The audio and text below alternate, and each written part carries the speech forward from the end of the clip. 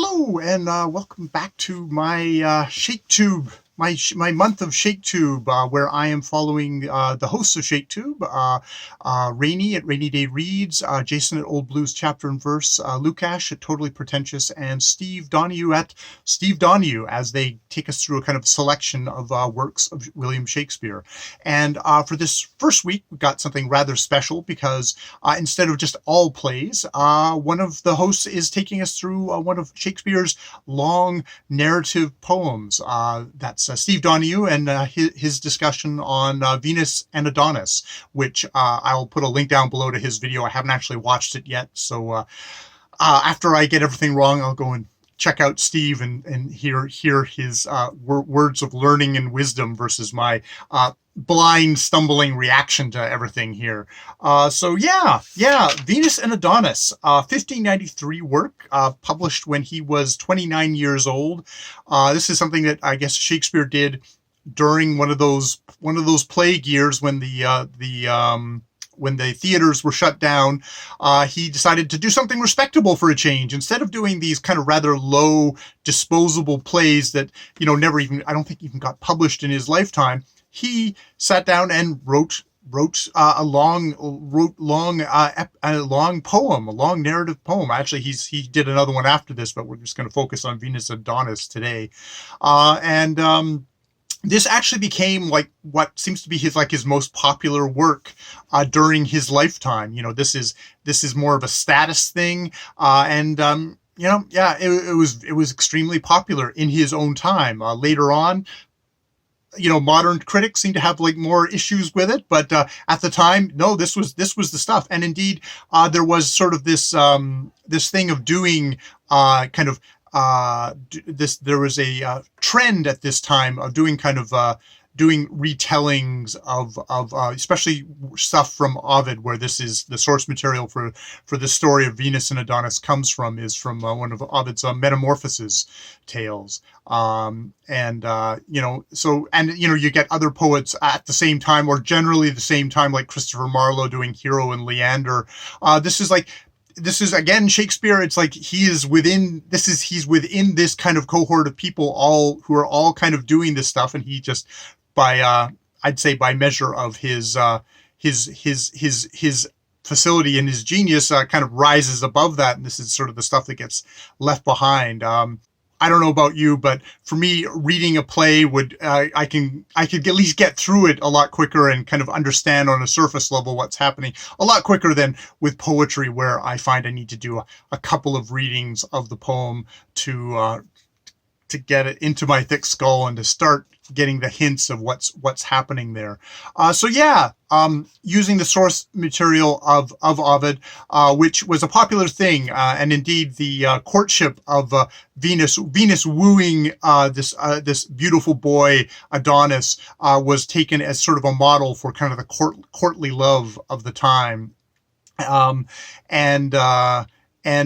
So he takes this from Ovid. Adonis has the most kind of one of those really messed up backstories, in that his mother got cursed by the gods with an insatiable lust for her father, and had sex with him for 9 days, at which point the father finally just realized who he was having sex with, chased her with a sword. The gods took pity on her, changed her into a tree. She was already pregnant by that point. She gave birth as a tree to Adonis, and Adonis was such this beautiful adolescent, beautiful boy that Persephone, the queen of the underworld, wanted him. Venus wanted him. They kind of fought over this,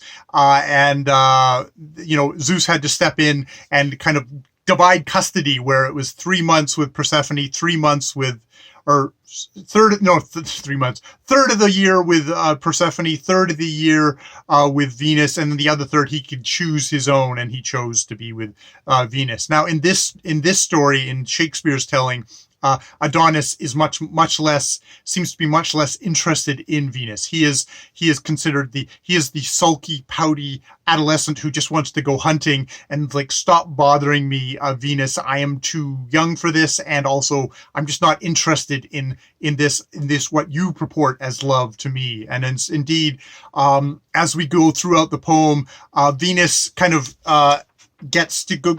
Shakespeare runs Venus through kind of a gamut of strategies and ways of trying to woo Adonis, and we get her, you know, with her going, you know, well, you're so beautiful, it's your duty as beauty to breed yourself, and also, you know, I'm not ugly, I'm beautiful, I've got a wonderful voice, you should love me. Goes through all this kind of ways of trying to get to woo Adonis, which Adonis, he's not interested. He is proof of, and the Shakespeare is kind of has this thing of like, you know, Venus is love, she loves, but she is not loved, which is sort of gets that kind of thing of, this is Venus as sort of the symbol of love, but also as a feeling kind of active wooer who loves, but her object of her affection has no use for her, which is just lovely. It is definitely a poem where it's got comedic parts, it's got lusty parts, it's got soulful parts. As we get to the fate of Adonis, we go into mourning. It takes you through the whole gamut. It uses its length to take you through the whole gamut of kind of the beauty and the ridiculousness and the lustiness and the kind of spiritual side of love. You know, and some of that spiritual side of love you also get just through Adonis himself, who kind of chastises Venus at a certain point, saying like, you know, what you're talking about is love. It's like, that's false. That's lust. That's there, that you're trying to get. Yeah, it's like, what? Call it not love, for love is to heaven fled, since sweating lust on earth usurps his name.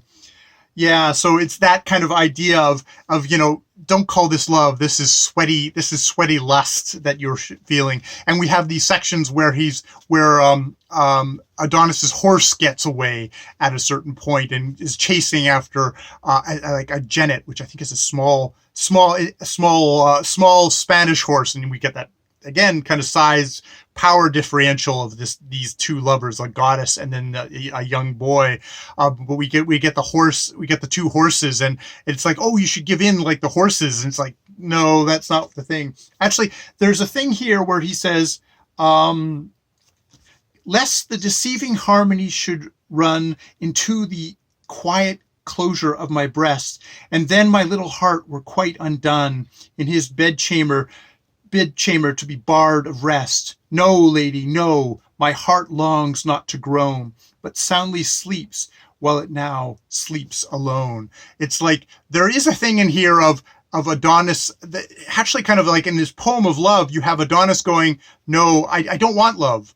My heart is sleeping soundly in its bedchamber, and I don't want it to groan. I want it to sleep there, you know, soundly alone, which is kind of like, oh, in this poem, which is about courtly love and or just, you know, intense lusty love and all this stuff like that, we actually have the object of the affection saying, no, I'm sleeping alone is also something that's valid there, which I thought was good.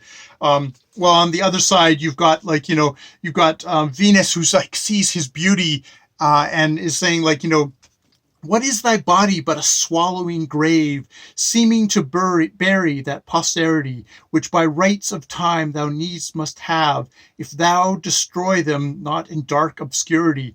If so, the world will hold thee in disdain, sith in thy pride so far is a hope slain. And I mean, she talks about how like him withholding his love. I mean, he's withholding his love, but I mean, it's withholding it from from the goddess of love herself. She compares it to a civil war or suicide, or a father killing his son. It's like you're killing the possibility of your thing begetting more.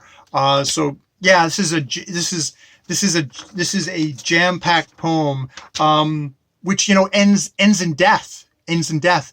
Spoiler alert, because any audience of this poem would come into this poem knowing the fate of Adonis at the end, that Adonis goes hunting and that Adonis gets gored by a boar at the end. And you see Venus not bargaining, like angry at death, cursing death, and then bargaining with death, and then apologizing because she thinks, oh, maybe he's not dead, and then no, it turns out he is dead.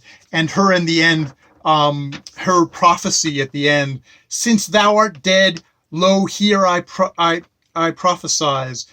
Sorrow on love hereafter shall attend. It shall be waited on with jealousy. Find sweet beginning, but unsavory end. Never settled equally, but high or low. That all love's pleasure shall not match his woe. It's like this is the goddess of love, and we're almost getting kind of an origin story of, like, what love is going to always have in the seeds of it. It's going to have all the strife and the agony that comes with passionate love, with love at the end. And indeed saying at the end, like, well, okay, if death takes my love, death will take everyone else's love too. It's like everybody you love will one day die. And that's a romantic love. And that's all the other loves. And of course, at the end, you've got to get the thing with Adonis, and Adonis turning into a flower, and a anemone flower. Which, hey, I'll end the video with showing you some pictures of the Japanese type that are in my garden.